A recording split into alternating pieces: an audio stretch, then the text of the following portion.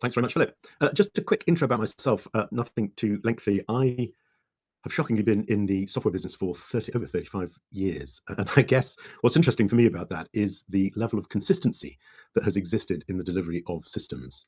And I think what we're going to talk about today, what I'm going to talk about, is really quite a radical shift in thinking. And I know that can be tricky. I definitely had an epiphany one day when I was looking at Confluent and looking at Kafka. And I hope that if you haven't had that epiphany already around Kafka and Confluent, that you have it during this session, because streaming is different. And what I'm going to talk about today is how we work and partner with SAP to enable you to really create a new way of working.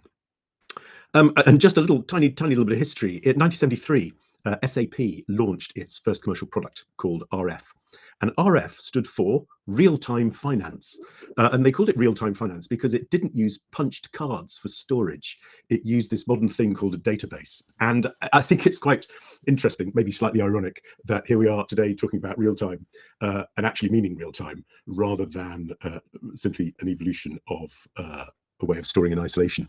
What was exciting right from the get-go for SAP was that they shared that database and they had different business modules all contribute to and take from that central data store. And I think that really differentiated them as a provider of end-to-end business processes. And that is what we're going to evolve and talk about today. And when you look at the modern world and the ubiquity of mass digitalization, the transformation of the data landscape, I think we really need to step away from simple process thinking into data thinking, because we need to transform those customer experiences. We need to reinvent those. We need to reinvent the way that back-end operations work. We need to start being able to exploit all the magnitude of data that exists outside of the core business process execution. And that is where the partnership between SAP and Confluent really comes into its own. So right, just cut straight to the chase in terms of the way in which we interface with SAP, because I think it's really important to state that what we do is we connect into that SAP platform. We focus really on Data Sphere here because that is the cornerstone of the partnership that we have with SAP. But you can actually connect ECC as well as non-Data Sphere deployments of SAP with Confluent, and we provide a bidirectional flow that enables you to take data published from SAP and stream it out to the rest of the world, and also to take data that is streamed from the rest of the world and put it into SAP. Now, for those of you not yet familiar with streaming, don't worry, we're going to talk about that in a second. But what that really means is you can have a close partnership between those core business process execution engines that are happening within SAP and the wider world of mass digital information that can inform those business processes and which can be informed by those business processes. And that is the marrying of those two previously distinct worlds. Maybe summarized best with these two kind of big points here: stream business data to anywhere to deliver those real-time insights and build real-time applications with business-ready data. So I just want to give a quick Confluent overview because I'm conscious that probably many of you aren't familiar with Confluent, nor indeed Kafka. So Confluent was founded by the creators of Kafka. Apache Kafka is one of the most successful Apache programs ever, and it was created by some chaps at LinkedIn. And they realized that they weren't able to build processes that supported their need for the transmission of data. I myself had been in a situation where I wanted to build an asynchronous platform many years ago, 30 odd years ago, and I did not invent Kafka. What I did was kind of shoehorn what I needed into my existing thinking. And I think part of what I'm hoping during this next 25 minutes is that you'll recognize the shift that Kafka delivers away from a process-centric world where we've taken a business process, we've understood what data we need to gather, we've stored that data, we've done work on that data, and we've delivered some kind of output. That is the way that the world always was. But what Kafka recognized and what Confluent has built on is that actually what we need to do is have the data free flowing. That data needs to be in motion. And again, when I first joined Confluent, I railed slightly against this fact that we describe the shift from being static to data in motion. But actually, that really is the core competence that we enable. We enable that data to be immediately visible on creation, decoupled from the consumers, and consumed for any business purpose as soon as it's created.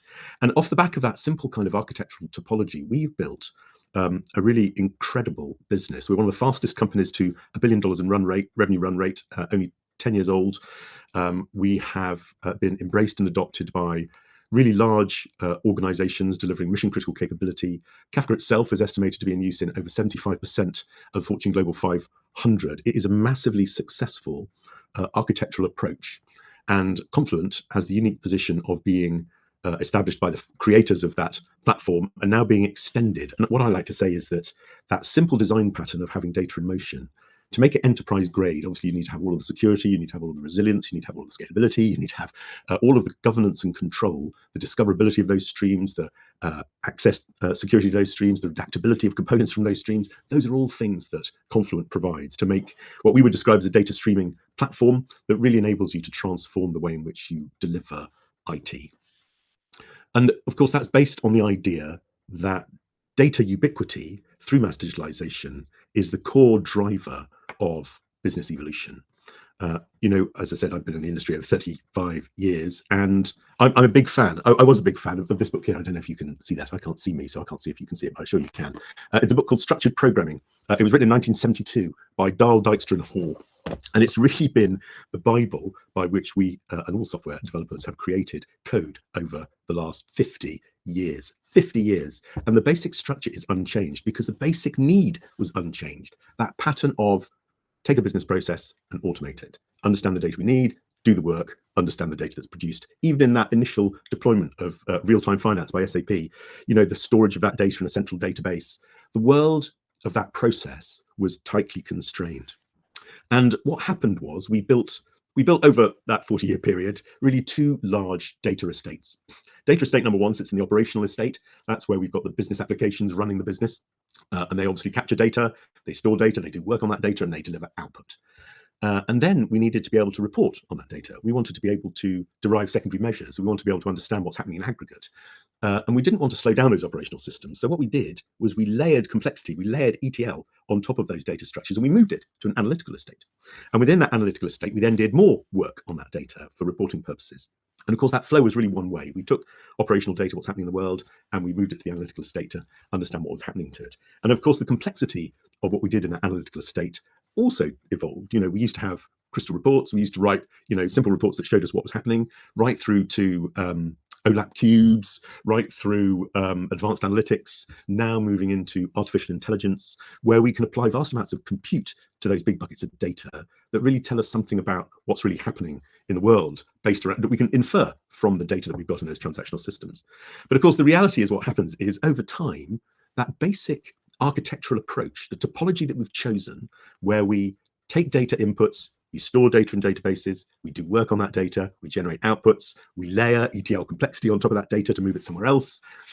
We do work on that data to figure out what's happening really in the world, to make it better informed decision making, which then impacts the operational estate. And that's, again, maybe okay if you don't want to evolve.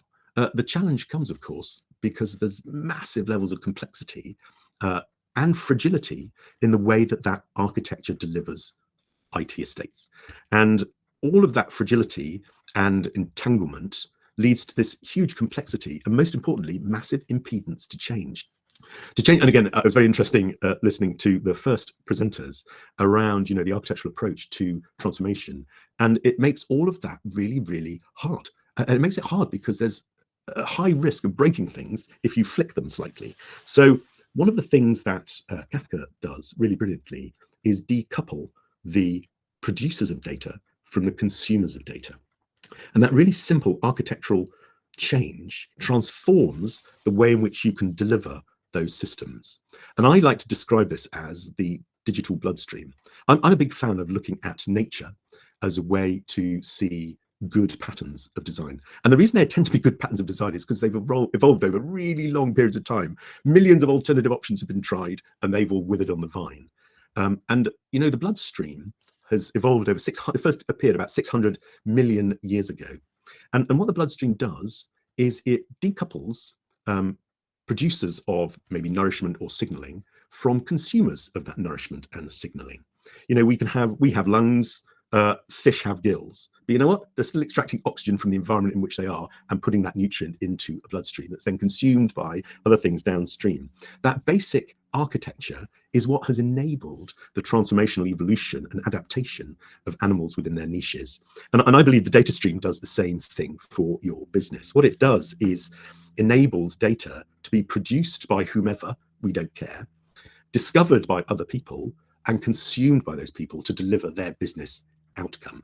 So I like to describe this as an inversion of the primacy of process with data that sits underneath it to the primacy of data that has process built on top of it. Obviously, we're always trying to optimize a process, a business process, but it's how we think about the provision of that process, I think, is really important. And in delivering that decoupling, you massively simplify the way in which your IT estate operates. On the left there, you've got vast number of connections, as we typically have today. Every secondary use requires a new piece of integration.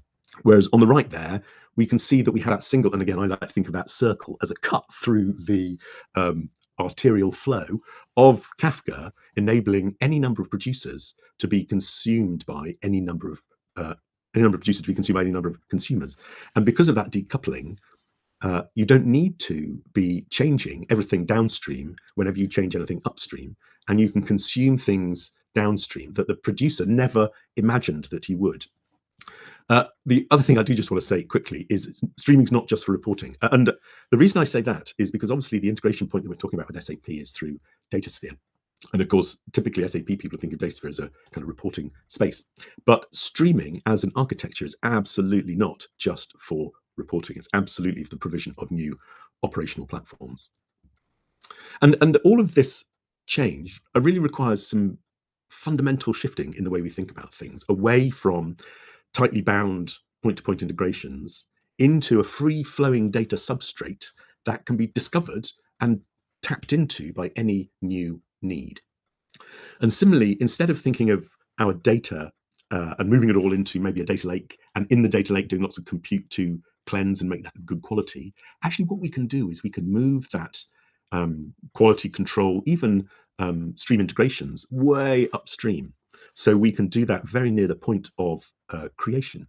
And when we do it near the point of creation, that does a couple of really important things. Firstly, it minimizes the number of times that gets done. We often see in architectures that data is taken, put into a lake, and then multiply cleansed because it actually appears in multiple different places, and you do end up doing the same amount of the same compute on that data, sometimes dozens, sometimes hundreds of times. And clearly that is massively resource wasteful. And as we shift to do more and more AI, it becomes even more important that we minimize the amount of compute that we're doing. AI is clearly a massively compute intensive task. And if we leave all that data arriving in those target stores and having AI applied to them multiple times, it's really incredibly expensive. And not only expensive in cash terms, because you've got to pay for all that compute, it's expensive in terms of the planet, right? So sustainability is another key lever for me, and one of the great beauties of data streaming, because what we can do is really optimize the total compute cost by doing everything once instead of dozens of times. And again, in the large, as we move to use those kinds of technologies more and more, that's only going to become more important. And then we need to shift away from these pillars. Again, very interested in that EA session at the beginning. Those pillars of thinking into a much more continuous stream of thinking. Because if we have a foundational free-flowing data substrate, actually, because the impact of change is now isolated, you don't have the same risk associated with the provisional change of existing capability. There's a fabulous McKinsey paper that talks about a reduction of 90% of time to deliver new business use cases when you embrace data products. And that is absolutely because you don't have to be so concerned with or care about all of the impact that's going to happen when you change.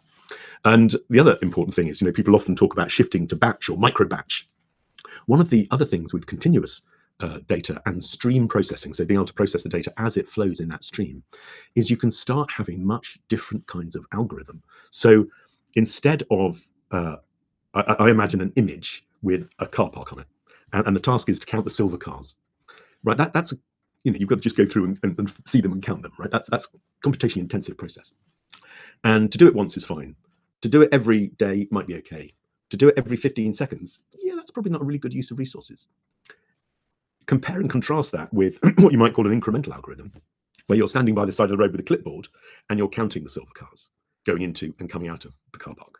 Now, all of a sudden, every time a car goes past, you go, well, is that silver? No. Is that silver? No. Is that silver? Yes, it is. Is it coming in or going out? It's coming in. That's one more silver car in the car park. That shift from batch to incremental algorithms really is massively transformational in terms of compute effort and therefore cost and therefore sustainability. And again, that only becomes possible if you're operating on the stream. And the same is true, of course, of business intelligence. So instead of doing vast amounts of analysis on a vast amount of static data, what you can actually do is take a stance and then adapt your stance based on the flow of data in and out.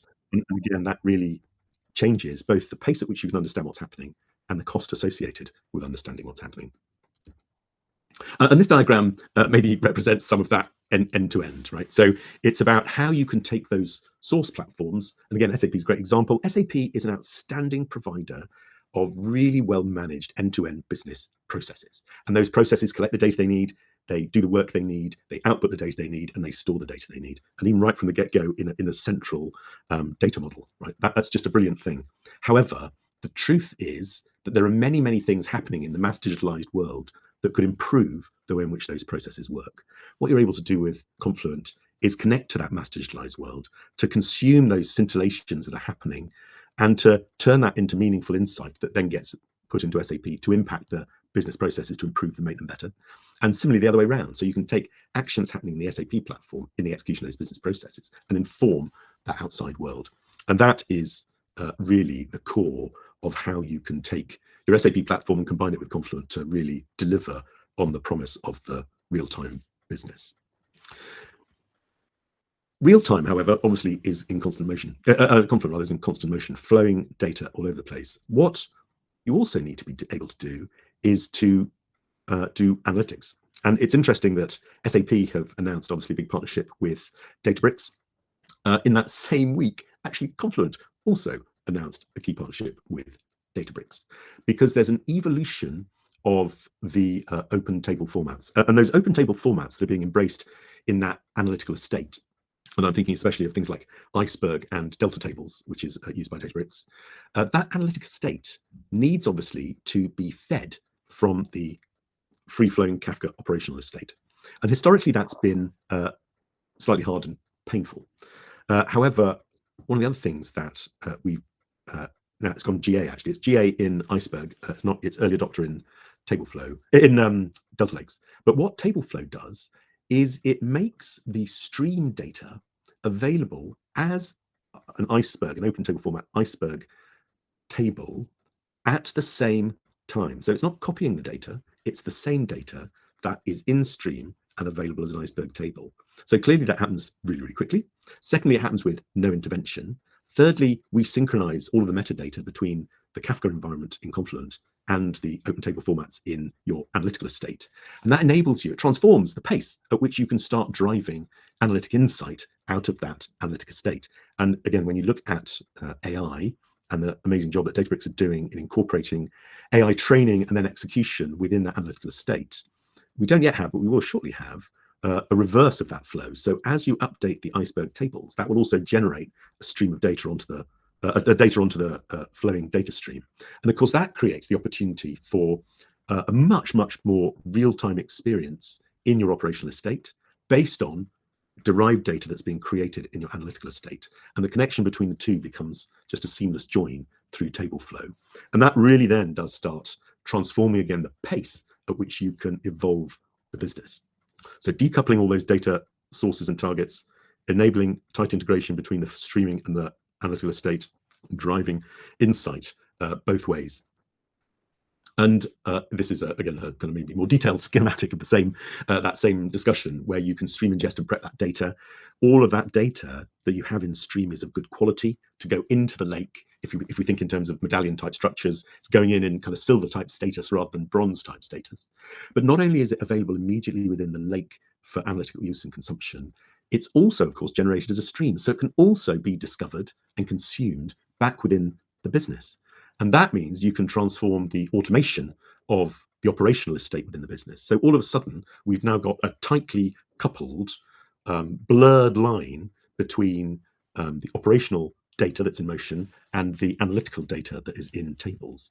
And the interface between the streaming world of Confluent and the business process execution world of SAP, SAP, I should say, is also seamlessly enabled. And it's really easy, I think, to see and hopefully see how that really changes the way in which you can start capitalizing on the rich set of data that you've got in SAP, the experience that has been built up there over decades, but also inform the operation, the execution of those processes with data that's more fresh. And that enables you to transform things like the user experience, as well as all of those downstream back office processes. And of course, all of that is only really possible because of the way in which Confluent has embraced Kafka, obviously creation of it, delivered processing in the stream with Flink, another massively successful Apache open source project, integrated that with those new open table formats and headless data in Iceberg and Delta Lake, and of course govern all of that activity. So a cornerstone of Confluent is the governance that we enable you to have, and the visibility of the stream lineage, where it's come from, where it's going, data you might want to redact for particular consumers of that data if it's particularly sensitive. All of that governance can be controlled centrally. And all of this can operate obviously at massive scale across any of the cloud providers, or on-premise, or licensed, and you running it in your own cloud. All of those deployment options become possible. So in summary conclusion, I think 2 minutes left. As I said at the beginning, SAP and Confluent, but better together, right? So how you can start, again, back to my bloodstream analogy, right? I would say SAP is a massive, important organ in the body, but it's not the only organ in the body. And if you want to enable that organ in the body to interact with the rest of the outside world, which is massively digitizing and transforming, then streaming and the partnership with Confluent is a really excellent mechanism by which you can do that. And it really does enable you to transform those customer experiences, those backend operations, and again, even things like wherever there's sensors, wherever there's IoT, wherever there's an opportunity to improve demand planning, supply chain, all of those things extend beyond your own business horizons and really improve the operation of those core business processes that are currently in SAP. Absolutely deliver new business models. That is a capability that is enabled with that partnership between SAP and Confluent. Now, with the 15 seconds I've got for you, quick, there's an ebook. If you want to use that QR code, you can go and get that free copy of that book. It has lots of ideas about the kind of key places where there's use cases of particularly high value that exist between integrating SAP with Confluent. And of course, you can absolutely go and get an instance of Confluent Cloud on the SAP store using that QR code and get some free money to go and try it out.